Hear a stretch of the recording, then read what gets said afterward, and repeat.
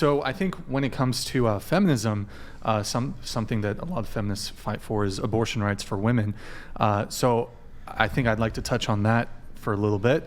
So a good jumping off point for each of you, what is each of your basic stance on abortion? We'll have you guys go first, then we'll have Michael respond. And starting with you, Farah, go ahead. On a personal level, I'm pro-life. I wouldn't get an abortion, but on a macro level, I'm pro-choice.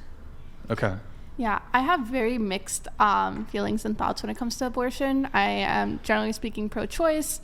Do I think abortion at any stage is moral? No, not necessarily. However, I do have strong reservations about the government being able to dictate when exactly, or like just deciding like, oh, like let's not have any pro-choice, pro-life all the way.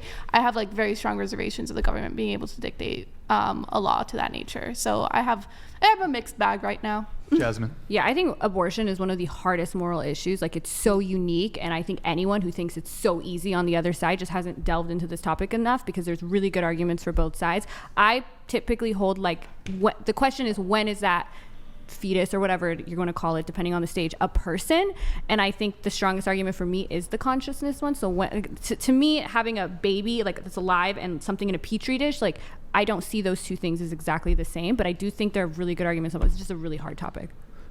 Why would you not have an abortion for your own child, but you would permit it or even maybe recommend it for others?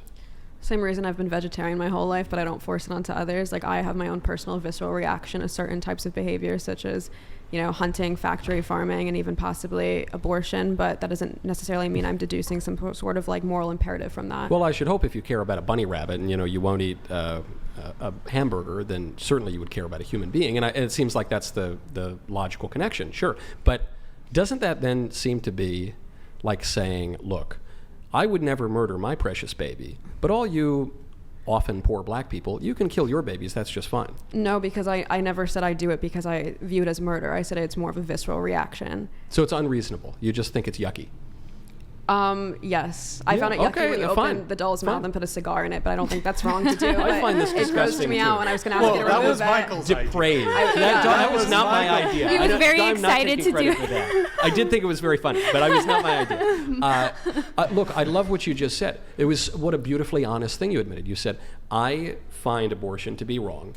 And I didn't say wrong. For you. Wrong for you. When we say wrong, we're usually moralizing it. I just said I found it gross, and I had to look away when you opened the sex doll's mouth. That doesn't mean I think it was wrong it's to do that. It's abortion boo for her. Yes, you're saying I find abortion repulsive, and therefore I wouldn't do it, even though I can't reason as to why I wouldn't do it. The process grosses me out. I find it gross to use a tampon. I don't use one. I don't think people shouldn't use it. I'm with you. I personally don't want to do it. I find it invasive. I find the process of, you know what I mean, certain things to be invasive, but that doesn't mean I'm going to prescribe it for everyone or even moralize it. What you've just articulated is something called the wisdom of repugnance, which is an idea that was elaborated on by the bioethicist Leon Kass. About 20 years ago, he had a famous book on this. We don't write a moral treatise on every single thing. I get out of bed, should I have eggs or pancakes? So I don't know, let me write a 10-page essay. No, you just go on your prejudices a lot of the time. And I know prejudice is a really nasty word these days, but most prejudices are right. You know, it's just, you can't... But sometimes they're wrong, like slavery. Racism. But there were also plenty of people who recognized the moral... But that argument doesn't pan out, because you just said I should deduce some sort of correctness and morality from my prejudice. But if I just said I enjoy getting abortions, like I love the process, it gives me pleasure the same way getting a tattoo would, you wouldn't then say that I should moralize that. Virtually no people would say that. What most women say when they support abortion is exactly what you just said, which is, well, I wouldn't do it, but I think it should be a right. And so now I think, okay, I'm glad you've said you wouldn't have an abortion, and you've arrived at that through prejudice or however. I don't care how you arrive at it. But now I think at that point we have to apply reason to this, which is, okay, why do you find it repulsive? Well, because it's invasive. Well, because I don't like stirrups. Well, okay, fine, all those reasons. But at a certain point, especially, you really seem to care about living things because you don't want to eat animals either.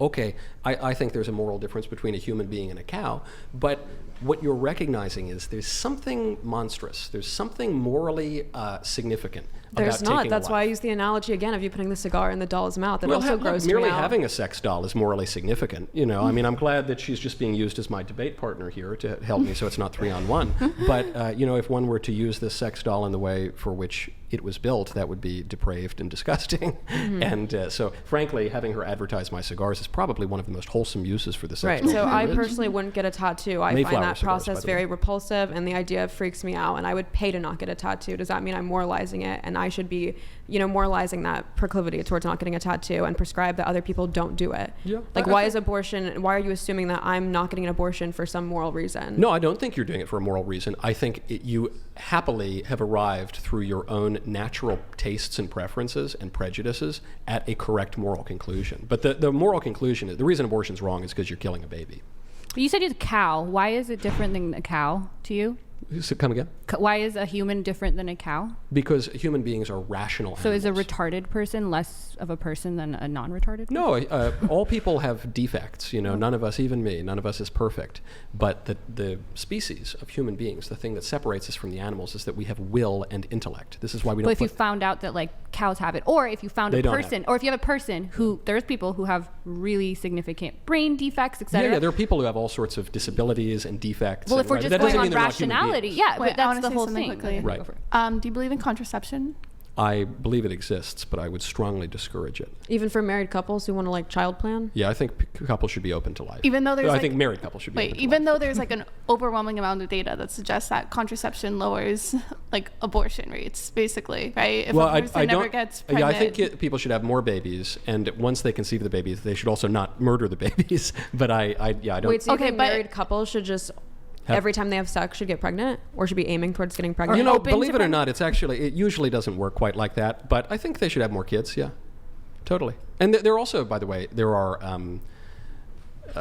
Again, it's morally controversial, but there are modes of a more natural process that would be able to quite accurately time a woman's Until menstrual we're at cycle. the point where we're getting rid of abortion, then are you then in favor of contraception? No, because well, you're saving lives? I also reject the premise that you've just made, which is that contraception reduces abortion rates. I think there's a very easy way to cherry pick those data, because you can say, well, in this very small subset of data where we give condoms to college kids or whatever, they have lower abortion rates. But broadly speaking, over the past 60 years, we've had a proliferation of contraception, and we've had a proliferation of abortion. The rates have spiked, and they've lowered it sometimes, but they've remained fairly high. And the reason is more fundamental than statistics, which is that we have a mentality now that sex can come without consequences. And so condoms can be very effective, and whatever women put inside themselves, and that can be very effective too. But sometimes it's not. And by accepting the mentality that sterile sex is a right, it then implies a right to kill the baby, so you don't actually have to face the consequences when it happens. I think I push back on the idea that people were not having sex prior to contraception, because I never suggested that. Okay, I thought it was suggested, because when you're saying oh no, abortion rates have gone up since contraception, I'm not sure if that's true. They were having kids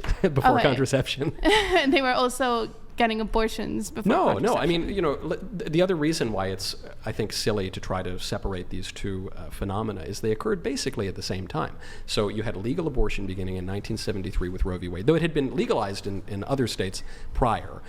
This was, the 1960s and 1970s, the sexual revolution, when contraception became much, much, much more popular and available, and abortion did at the same time too. So it's simply a fact. As contraception became more popular, the abortion rate went up. Now you might say, well, those are disconnected phenomena. Okay, maybe they are, but they certainly occurred at the same time. At least to my understanding, and maybe we can even search this up right now, people did have abortions, or did have a high rate of abortion before even Roe v. Wade. What would happen is that they were more back alley abortions, illegal abortions, such abortions that basically put the mother's life in danger. No, none of that's true. They were having abortions. It wasn't at a particularly high rate. The rate spiked after Roe v. Wade. And it is true sometimes women died from back alley abortions. There's a fake statistic that went around that was cooked up by the abortion industry, which said that thousands of women a year were dying of abortions just before Roe v. Wade. Dr. Bernard Nathanson, who was the head of NARAL, the Abortion Rights League, admitted they just made that statistic up out of thin air. And we can fact check it because we have the statistics from the CDC. So the year before Roe v. Wade made abortion legal nationally, do you know how many women died of back alley abortions? I don't have a specific number from the top of my head. 39 is the number. And do you know how many women died of legal abortions? 24. And so almost the same, but you'd say, well, it's a little bit higher for the illegal abortions, except that if you look at the number of states that had legal abortion versus illegal abortion, if you control for that variability, it comes out to almost exactly the same number. And it was a very, very low number. So, that wouldn't be a recommendation of legal abortion. To my understanding right now, if we decide to let's take a state or a county where one county has a greater amount of contraceptive access, promotes it more, teaches kids about contraceptive use versus a county that there isn't that necessarily same level of sex education, the one that has the less amount of sex education, contraceptive access would have higher amounts of abortion. Do you dispute that? The one that has higher, did you say the one that has higher rates of sex education would have higher rates of abortion? No, the one that has higher rates of sex education and higher rates of contraceptive use will have less abortions than the one where there is no sex ed. Basically, places that have less sex ed have higher abortions. Well, it depends. It depends on if we're talking about a community that is strongly discourages contraception and premarital sex and abortion, that would be less likely.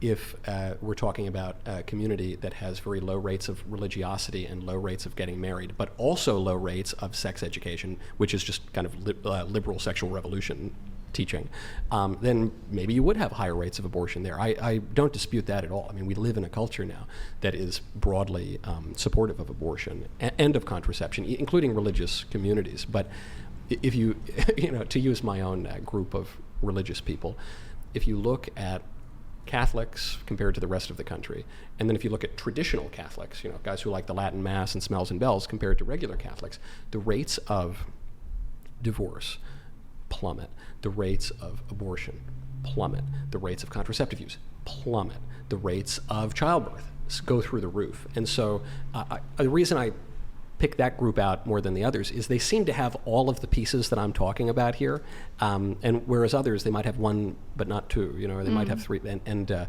so there it's much harder to compare. Oh.